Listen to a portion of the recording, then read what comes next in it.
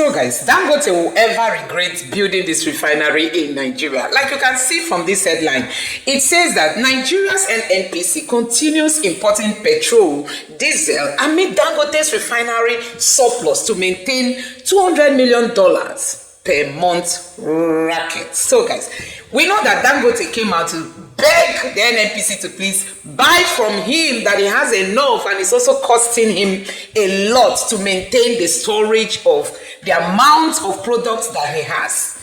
But guess what? The Tinubu's government still allowed the NNPC to keep importing fuel. Importing all these products from outside the country.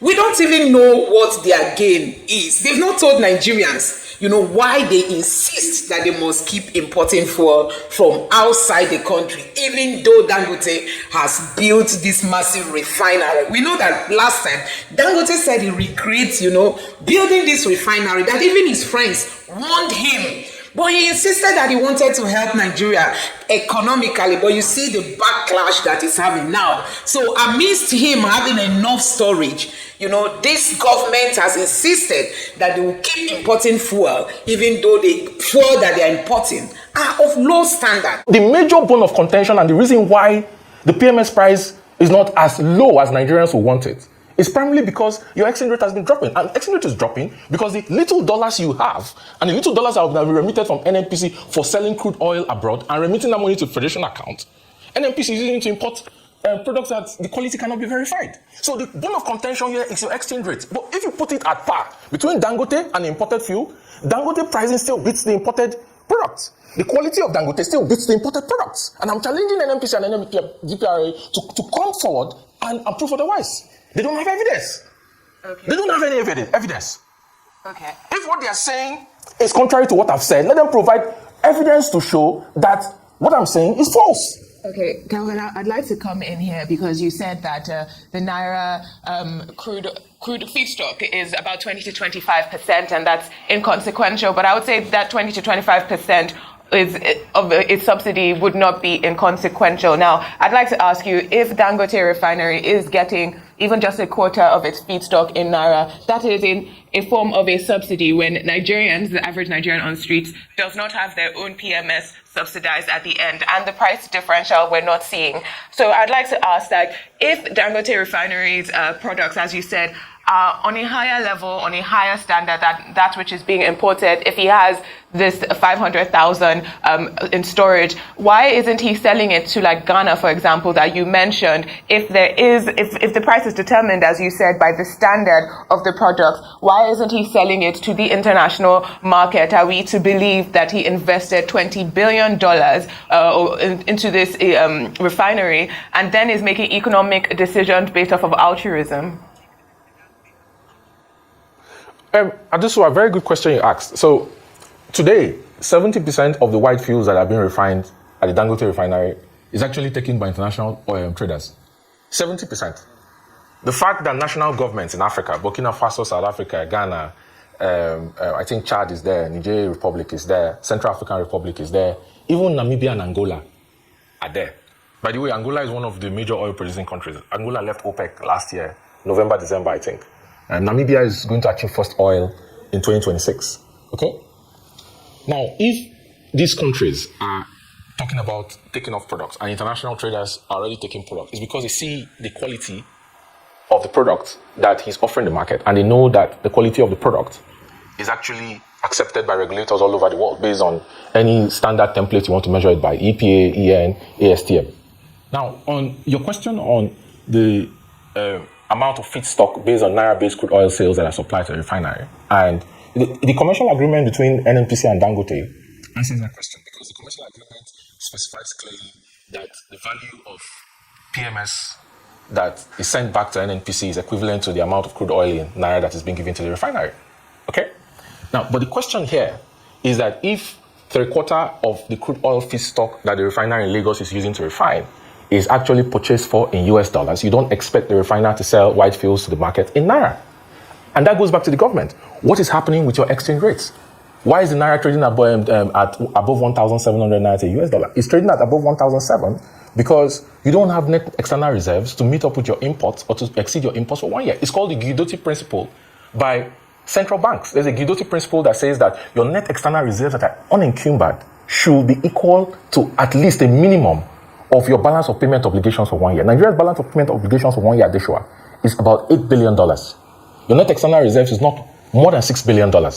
So the elephant in the room here is to the government. Why is your Naira depreciating? Your Naira is depreciating, number one, because the crude oil, the dollars you'd have gotten to your central bank to do balance of payments, NNPC is using it in crude oil swaps, in what they call modified carrier agreements to international traders. NNPC is taking that with multilateral development banks to front load cash they need to import PMS whose quality cannot be verified.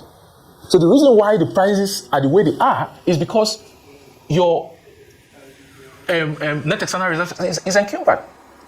This is a reality. So it's a question we have to put back to the Nigerian government. Does it make economic sense not to collapse your structure to the Dangote Refinery and ensure that you achieve full backward integration and you can support your external reserves so that your currency can strengthen, so that the price of PMS and other white fuels can come down and inflation can come down? Because your exchange rate has an impact on your inflation. The inflation report came out the other day and it says that inflation is now 33.8%. At the next Monetary Policy Committee meeting, the MPC is most likely going to raise the interest monetary policy rate again. If they raise the monetary policy rate, the banks are going to adjust within 10 days. They have to notify their customers. They're going to adjust the commercial lending rate again. And it's just a vicious cycle that keeps going. So how are you sabotaging the principles you need to bring down, to make the Naira appreciate, bring down inflation, and stabilize the trilemma of exchange rate, inflation, and interest rates, and balance the macroeconomics of the country? When you've seen a clear line of sight, if not sabotage, it's complete sabotage. It doesn't make any sense. All right, Kevin, you have talked about the federal government's crude for Naira policy not yielding results, but we know that the president has called on the need for reforming the downstream sector. You know, he had projected savings of about 700 billion Naira monthly from subsidy removal, and, you know, has touted this Naira-based crude sales as a way to develop or to add, to develop critical sectors in the economy. Kevin, please, what is the way forward? NNPC is saying that, you know, implying basically that the Dangote Refinery does not have enough supply and that is why they are importing. But also we know that Ipman and Petron, you know, in the past had argued that Dangote Refinery prices are higher than the landing costs of imported fuel, and that is why they are importing. Does the Dangote Refinery have enough to supply Nigeria? Audrey, very good question. Ipman actually does not, the members of Ipman don't consume more than 15 million liters of PMS on a daily basis. And to consider that Ipman, their network of retail stations around Nigeria, over 30,000 of them, actually, you know, controls about 70% of the retail filling stations around Nigeria. So it beggars belief, Audrey, on what the true north of Nigeria's actual daily consumption is. I'll tell you again, and I've said it repeatedly, that the true north of Nigeria's daily PMS consumption is actually not more than 35 million liters a day. Ghana, our nearby neighbors that is about 40 minutes away by flight, actually has a population of 34 million people. They consume 5.8 million liters of PMS on a daily basis. If you multiply their population by 6, you get about 204 million, which is close to where Nigeria is.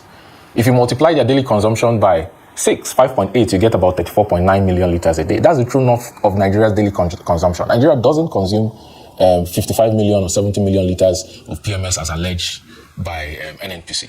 What's the way forward? The way forward is that the Dangote Refinery in Lagos has built a world-class infrastructure and is able to solve the entire demand for white fuels in Nigeria. Today, that's the reality. It keeps ramping up. By second quarter of 2025, I'm expecting the refinery to get to anywhere around 90 to 95% of capacity utilization. That should be able to do anywhere between 48 and 50 million liters of PMS on a daily basis. It keeps ramping up. Now, there's also the question of crude oil feedstock. Can you supply him crude oil feedstock? There is a 445,000 barrels crude oil intervention stock that goes to what they call domestic crude oil supply obligations, sections 109 of the PIA. But then, even that is not enough because that is encumbered. It is from that NNPC also uses to service some of the modified carrier agreements, the swaps structured for Project Bison, Project Yield, Project Gazelle, and the rest of them, you know, for different financing arrangements. I'll tell you what, in 2022, Oji, I think it was Project Yield or Bison, when NNPC said they were going to buy 20% in Dangote Refinery. They didn't have the cash anywhere. What they did was they went to Afrexim. They structured a crude oil swap where they asked Afrexim to give them $1 billion in cash to pay for as deposit for 20%. The stake for 20% was going to cost $2.7 billion. So they said they'll pay cash for 7.2%, which is $1 billion. The remaining $1.7 billion they'll pay for feedstock, which is why when people say, oh, Dangote Refinery didn't do project planning, didn't plan for feedstock, I laugh because they had an arrangement with NNPC that NNPC was going to take an extra 12.8% of equity in the refinery in exchange for 300,000 barrels per day until they pay up $1.7 billion for their equity stake in the share purchase agreement. Okay, they front-loaded it. That's also a debt that they've been paying back through crude oil. Okay, but what's the way forward? NNPC, the Minister of Petroleum, and the chairman of the board of NNPC, they did a press conference and said that Nigeria has achieved 1.8 million barrels. But the evidence doesn't show that that is the reality today. If you look at seaflow data for vessel and cargo tracking, you see that the amount of crude oil that's been lifted in Nigeria doesn't show that NNPC has achieved 1.6 million barrels of crude oil plus condensate. It doesn't show. The OPEC data for last month doesn't show that what NNPC is banding around is actually the reality. So it goes back to what is the current structure of the upstream sector in Nigeria? Okay, why are the IOCs not investing in development of new fields? Are they concerned about the fact that they can't reconcile the amount of output they get from wellheads to what gets to flow station for aggregation and then to what gets to terminals for transmission? Are they concerned about security? Stolen between wellheads and flow station terminals because Nigeria doesn't have wellhead metering technologies and there's no fiscalization into SCADA for the entire value chain upstream. Are they concerned about that? Are they concerned about the commercial structure for PSCs and JVs, or unregistered joint ventures that forms the basis on which they invest? The fact that most times when they want to do field development, NNPC doesn't have capital contribution to make. And then they carry NNPC and then their joint venture cash calls are delayed without interest. These are the issues the president needs to address. And I've always said it. For we to move forward in the oil and gas sector, that is the elephant in the room and is the backbone of Nigeria's economy, Mr. President needs to make tough decisions. And it is my belief, my humble belief, that the current leadership and management of the oil and gas sector doesn't have the gravitas or the reputation to manage this sector going forward. Wouldn't it make sense that the 4 refineries owned by Nigeria are at least working, given the promises that NNPC made? I get the point that you made about the leadership of the NNPC, but then why blame NNPC alone? The president is the Minister of Petroleum. There's a special advisor on energy to the president. If you remove Mele Kyari and all the other people, the same people, special advisor, and the president himself, not to talk of the minister, will still supervise the NNPC. And so, what really is the point? And in few words, how can we move forward in a way that there will be a bit of energy security that will take into cognizance the purchasing power, the pocket of an average Nigerian? Steve, thank you for the question, and apologies I omitted it. It wasn't deliberate. It pains me that I have to call back history. I like history, I like facts, I like data. Because numbers always tell you the story, and records are good, are important. You remember Blue Star Consortium, 2006, they won the bid for Port Harcourt Refinery. It was rescinded. The Chinese National Petroleum Corporation won the bid for Kaduna Refinery. And then they were, hanky-panky, that sale was rescinded also, like the one of the Blue Star Consortium. See, in oil and gas, there's what they call gathering, transmission, and distribution.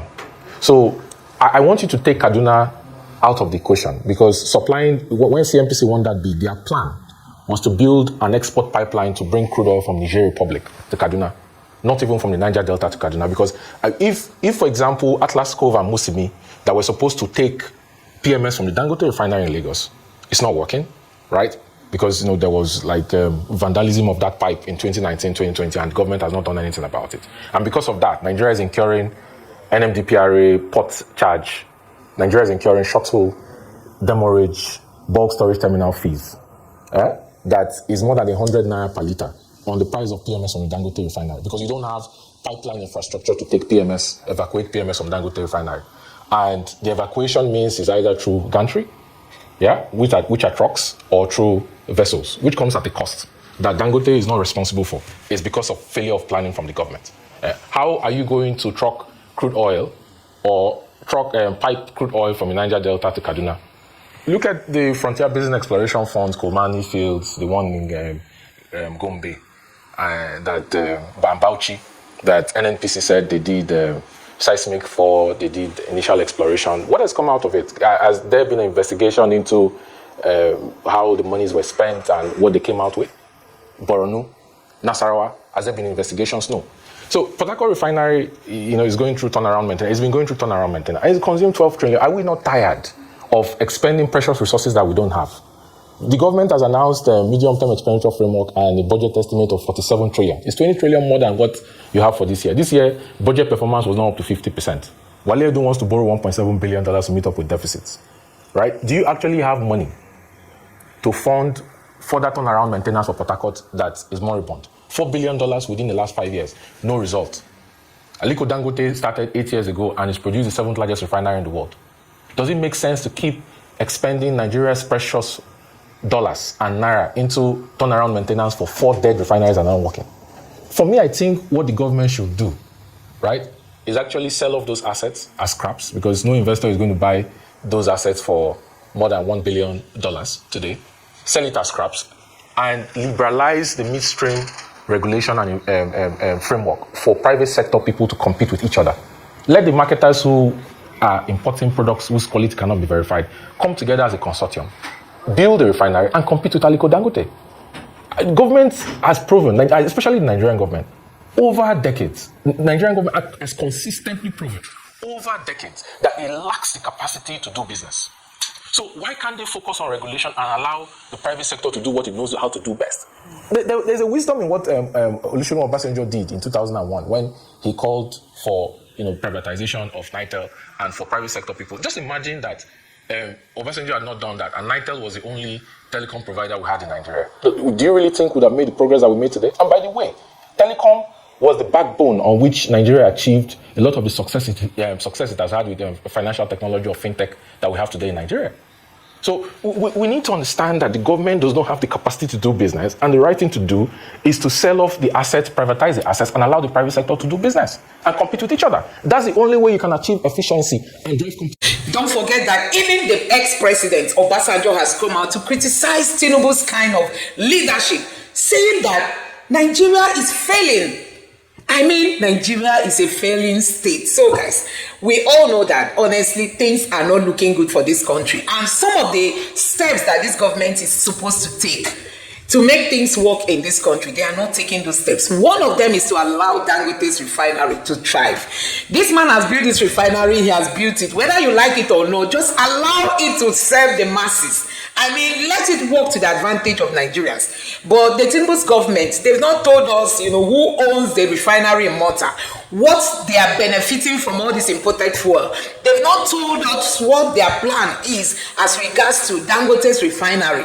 Dangote is the one that employs the highest number of employees in Nigeria. Dangote pays the highest of the taxes in Nigeria. Dangote is contributing a lot. I mean, if Dangote should just fold all his companies and say, I'm leaving Nigeria, the economy of Nigeria will collapse. And guess what? Other countries are willing to absorb Dangote and his businesses, because this government is going out to look for investors, but they don't even know how to maintain the one they have. I mean, the Tinubu's government keep telling us they are going out to look for investors to come invest in Nigeria, but they don't know how to maintain the little investors that they already have in the country.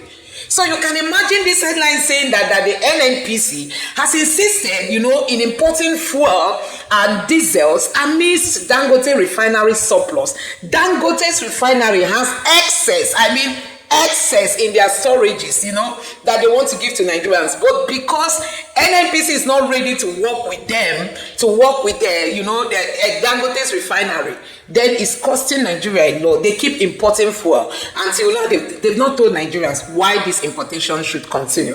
So guys, let me know what you think about this in the comment section below. Please don't forget to subscribe to the channel and turn on the notification bell. Thank you. In the sector.